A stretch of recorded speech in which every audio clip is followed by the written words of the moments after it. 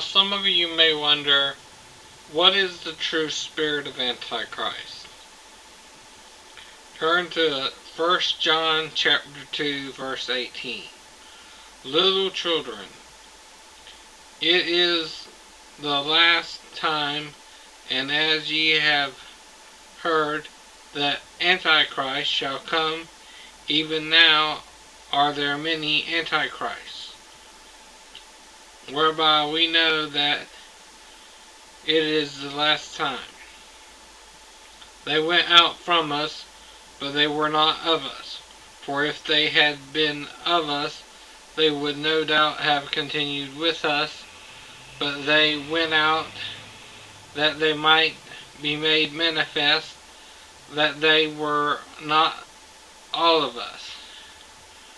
But ye have an unction from the Holy One, and ye know all things. I have not written unto you because ye know not the truth, but because ye know it, and that no lie is of the truth. Who is a liar but he that denieth that Jesus is the Christ? He is an Antichrist, and that denieth the Father and the Son.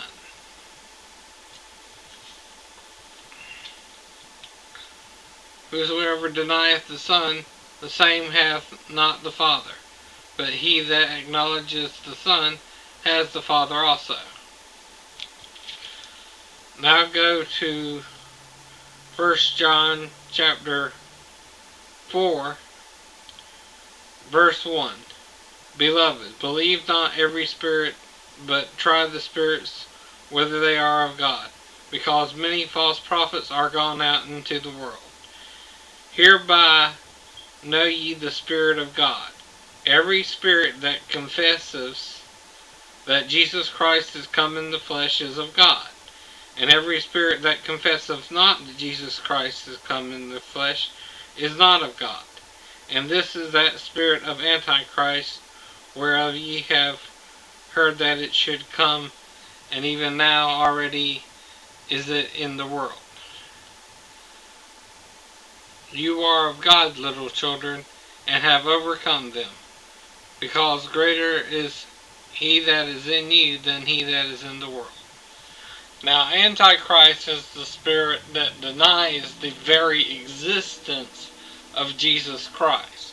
If you at least acknowledge his existence, you're not in the spirit of Antichrist.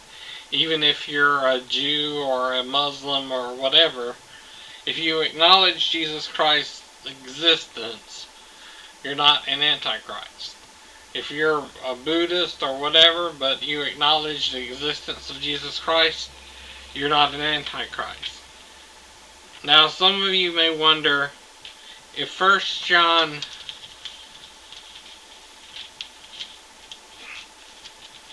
says all this, how then can we know the real Antichrist? Well, you'll know him by his fruits. Now, you also might wonder, well, if it says in the book of Revelations that Jesus had paps, why is it that men aren't focusing on it? Because it's a seal. It's a sealed truth. It's something that's mentioned in the Bible, but when men read it, they look over it. But if you say Jesus is male, you're still acknowledging that he came in the flesh, though Jesus was a true hermaphrodite. And by grace, he was male and female. In Revelations 1:13, again we read, And in the midst of the 7 candlesticks, one like unto the Son of Man, clothed with a garment down to the foot, and girt about the paps with the golden girdle. Now, paps, again, is the Old English word for female breast. You might say, well, what if that's a mistake? What if John made a mistake and didn't mean to write that down? Then I'll tell you to look in Revelations chapter 22.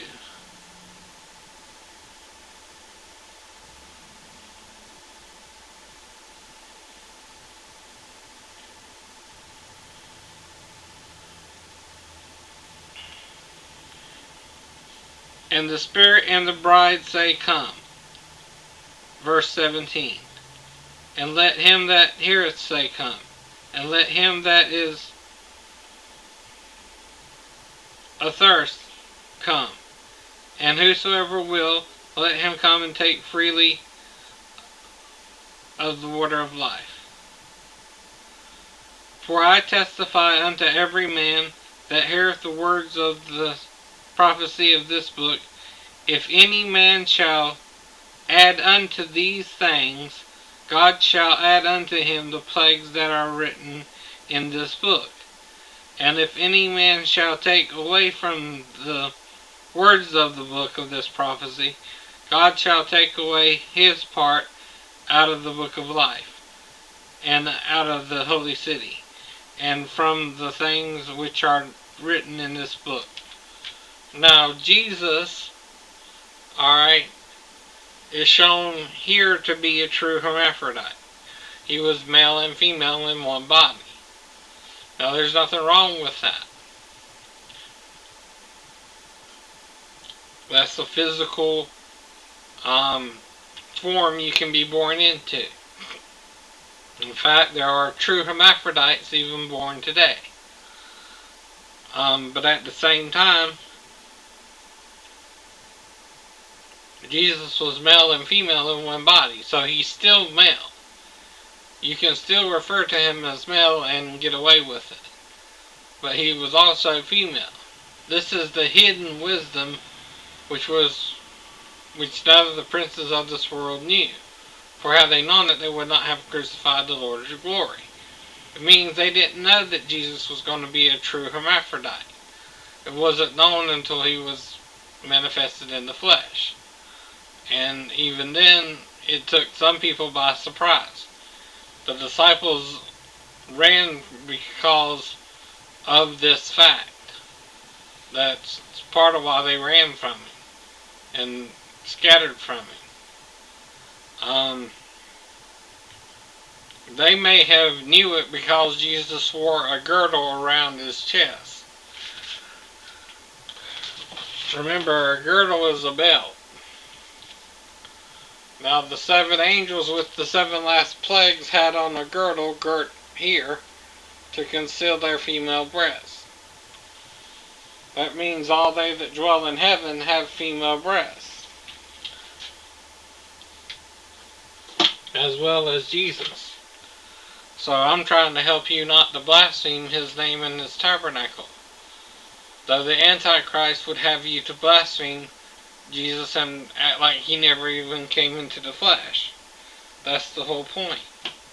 I'm here to let you know that Jesus Christ has come into the flesh, and that way you can know the words of God, the way of God.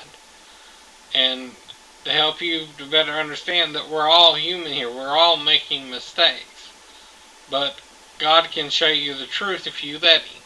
He showed me the truth even though I made my mistakes, even though I was with a bunch of women, even though I had a dream of molesting my stepdaughter, but not going through with it. Things like that are just temptations. But if you stop before you do it, you're not a pedophile because you used your common sense. You didn't let a past mistake become something worse. Because I was also molested by my pastor. So at the same time, I was reacting as a confused man who had been molested by his pastor. So that's the whole point. That's why I stopped and didn't go through with it, and even in the dream that I had. Because the whole point is I would stop even if I did it in reality, because I would know the difference. I would know that you're supposed to not do that. But my pastor molesting me would confuse me enough that I would be tempted but not go through with it.